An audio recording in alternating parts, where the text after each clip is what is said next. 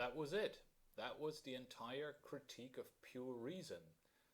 If you followed this entire course with me, if you've watched these videos, if you've read the entire book, um, well, congratulations, right? This is a tough nut to crack. It's a tough book to get through. Um, I think it is also very, very much worth the effort. It is very rewarding on so many levels, right? What is rewarding on the one hand is, just many of the like detailed ideas, right? So, for instance, I myself have been very much influenced by the stuff that Kant says about the relationship between time and causation. So that's at a very detailed level. But what is also, I think, very inspiring is Kant's entire philosophical project, right? His entire way of looking at philosophy, his Copernican turn, his transcendental idealism, his attempt to rethink at an incredibly fundamental level the relation between subject and object, the very notions of subject and object, his attempt to ask whether there is such a thing as a subjective perspective on reality, or whether reality is necessarily something that is for us, the subject, and his wrestling with all those ideas. Is the Critique of Pure Reason like a perfect book? Well, in some ways it's clearly not a perfect book, right? There are definitely ideas here that Kant doesn't explain that clearly, and which have led commentators to write books upon books upon books trying to understand what Kant actually meant. And I guess there are also passages where a lot of people would say, well, I'm not really convinced by this. But it's an incredible and astonishing work of philosophy nonetheless. Uh, Sometimes called the greatest book of philosophy or the greatest book of modern philosophy. And personally, I tend to agree with that, even though clearly I have not delved into all the other great books of modern philosophy. And I definitely haven't delved into all of them with the same enthusiasm and spend as much time on them. So take my judgment about the relative merit of the critique with a pinch of salt. Anyway, having read the Critique of Pure Reason is in a sense only the beginning. Right, well, first of all, you might want to reread it. I definitely have by now read it a whole bunch of times, and it's really only now that I start to get the feeling that I grasp what is really going on. So this is a long-term project, right? Getting into the Kantian system, understanding the Kantian system. And of course, Kant didn't just write the Critique of Pure Reason.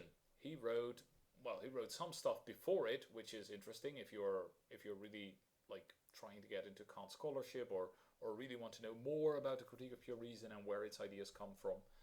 But maybe, well, clearly more relevantly to people who are interested in Kant and philosophy in general, is all of the stuff that he wrote afterwards. Right, there's Kant's moral philosophy in books like The Groundwork of the Metaphysics of Morals and The Critique of Practical Reason, which, by the way, is really quite short, so should be a lot easier than this. There's the Critique of Judgment, or the Critique of the Power of Judgment. That is the same book with two different translations for the title, which is Kant talking about the teleology of nature, but also about art and beauty and the sublime, topics that are not in the Critique of Pure Reason at all. And in a sense, a book in which Kant tries to bring his theoretical and practical philosophy even closer together than what he did here in the canon of pure reason at the end of this book. And then Kant, well, he has a famous book on religion written in the later years of his life. There is of course, the foundations of what's it called? Well, the book on the metaphysics of nature, which he wrote a couple of years after the Critique of Pure Reason. There is the Prolegomena, which is a sort of attempt to popularize the Critique of Pure Reason, so that might also be a nice next step. So there's a lot more to discover in Kant, but then there's also a lot more to discover after Kant.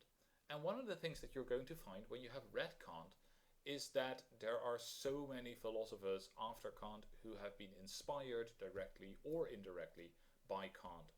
And that is absolutely true about the German idealists, people like Fichte and Hegel, and in a little bit of a different vein, somebody like Schopenhauer, very much inspired by Kant. There's Neo-Kantianism. There is phenomenology, which is, very much inspired by Kant in many ways. And even analytic philosophy, although it has often sort of defined itself in pretty non-Kantian or even anti-Kantian terms, has been influenced by Kant in ways that will become a lot easier to recognize once you have worked through the critique of pure reason. Kant continues to come up in discussions by contemporary philosophers, whether it's people like Richard Rorty, Robert Brandom, John McDowell, or maybe like in France, for instance, people like Deleuze write about Kant, but also like philosophers living right now, people like Mayasu or Malabou, spend a lot of time talking about Kant. So this book remains in the center of philosophical activity. And I hope that having read it will be a preparation for you to go out into the wild world of philosophy, the wide world, but also, I guess, the wild world of philosophy, and read it and engage it with more understanding than you had previously. So I hope you enjoyed this series, and I hope you learned something from this series. And, maybe I'll make more videos about other books and put them online too. So keep your eyes on that. Goodbye.